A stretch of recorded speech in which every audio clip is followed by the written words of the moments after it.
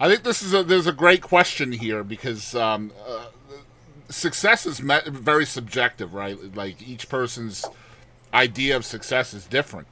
For you, you're a published songwriter, you're a recording artist, you're a musician, you've done all of those things at this time. You've had hits as an artist, you've had hits as a songwriter. What's more exciting for you, to have a number one hit for somebody else, or to just chart as an artist in your own right? Wow, I think back then at the time, I would have said to chart as an artist. It wasn't my intent to be an artist, even when I got my first deal with RCA.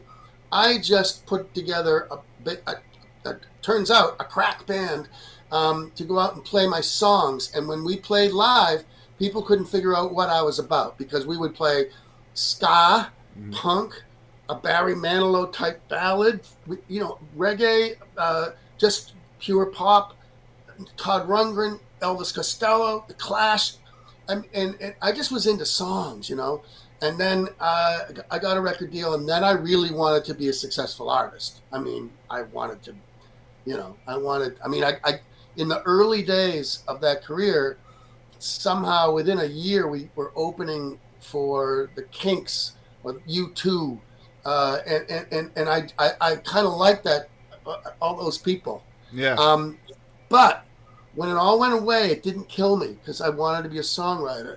And I got to Nashville, and I'll tell you, um, I was really excited about being home with. Now I have a daughter as well, and not leaving my kids, for long periods of time, and just being home and going to the parties and saying, dude, thanks for cutting my song, man. And, it's So that's so I, almost a maturation process, isn't it? Like just growing sure up. it is. Yeah. Sure it is. Yeah, Yeah. it is. Yeah. Also, now being too old to chart.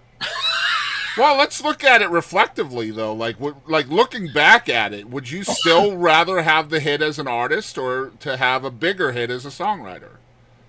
Bigger hit as a songwriter. So it's changed. It's definitely Yeah. a changed success. I love that, and I can Yeah. see it. I can see you living it. With those big arenas and all of that. That's got to be For a very minute. surreal, right? Very For a surreal. minute. Yeah. Yeah. Incredible stuff. So, what's your songwriting process like? Like, is it melodic? Is it conversational? Is it perspective based, or all of the above? It's definitely, ideas, word ideas written into still use a little notebook thing that you can Mm-hmm. stick in your back pocket because I like that feeling. And, just writing, starting, and then, crossing out and going. But also, usually they come at the same time. And it used to be a tape recorder, ubiquitous tape recorder that I carried on walks and all that. And of course now it's on this, like everybody does. Then I have tons of things and I don't do anything about them.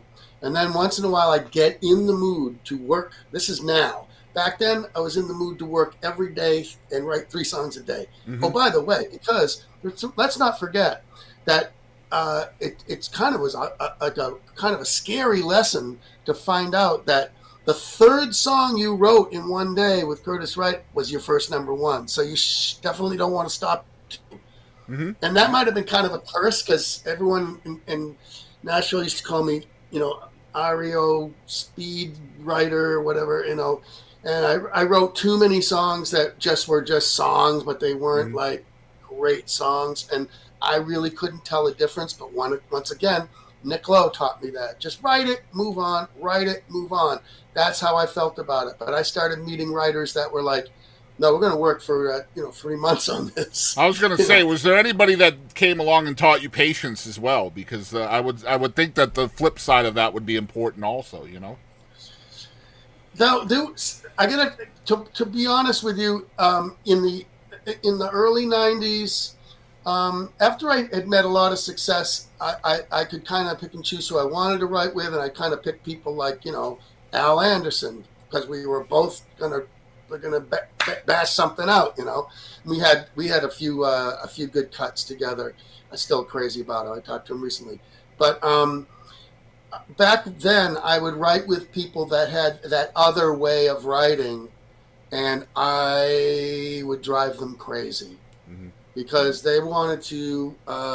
And these are great writers. Okay, I won't mention names because I really annoyed them, but you know, they want to lean back and just let me think on that. Let me think on that. And I'm like, don't you know the first thing that comes out of my mouth is what we should, you know?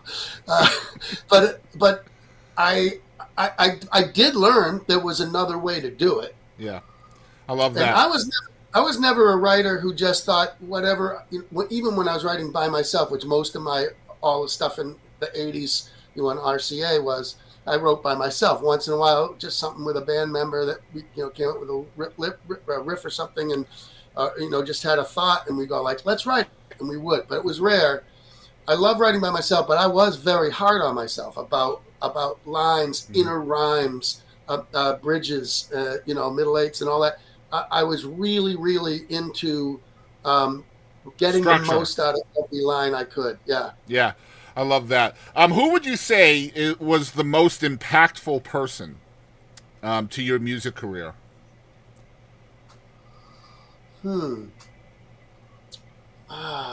Anyway, it's kind of schmaltzy, but I got to go all the way back to like being in seventh grade, and there was this woman named Gloria Mayfeld that told me I should be in the chorus because I had, you know, I've heard you singing, and I didn't really want to be in the chorus because I was already not cool, and I thought it'd be a better idea to be on the football team than the chorus. I was only adding, you know, I was also a Boy Scout, and that didn't go over well in my town. Oh, it doesn't. I was also a good kid. My parents, you know, I didn't want to disappoint them. So, you know, all of that. That's called being afraid of dad, by the way. Yeah, Terrified of dad. But she really just encouraged me. Not only that, but really to find my voice and like. Just like sing, sing, sing, and I'm going to put you in. You're going to be the lead in Pirates of Penzance. Do you know what that is? I'm like, no. Oh, you're going to learn a lot of words, Robert, or Bobby, as they call me back then. So, you know, and then I got to say, really the most impactful after that was definitely Kook, Don, and Dave. That's the band that I put together. And you're back together. Kook was the our town, Linfield's guitar hero, like guitar god. Yeah. Kook was just, and I was afraid, I was in awe of him. But I got up the courage around 1979. I got up the courage to go up, knock on the door of his house, and just say, "Hey, I'm making a band. Do you want to be in it?" Because he was the best. And he said, "Yeah, sure." And I was like, you know, we should get Don on bass. You know, Don. Well, you know. And then this guy David Stefanelli came into our band, and I really feel like I didn't have a lot of confidence on stage. I didn't have the ego to be on stage. I didn't have the Bono, you know. I was more like, all right, once I get out there, I'm just going to be a different person and go crazy, and I did. But these guys had my back. And they still do. They've all done amazing things. They all, you know, went on to play, you know, with Peter Wolf or, you know, David started a band with Brad Delp from Boston, and you know, while I was in Nashville, they were all doing great things. But yeah, those guys. And then when it was time to kind of put it all back together, it's like nothing ever changed. It's like yeah, and that's the current project now too. So like 50 years later, almost, and. You guys are back together making music again, new music, and I love that, man. It's so serendipitous. Man, life is so circular if you let it be. You know what I mean?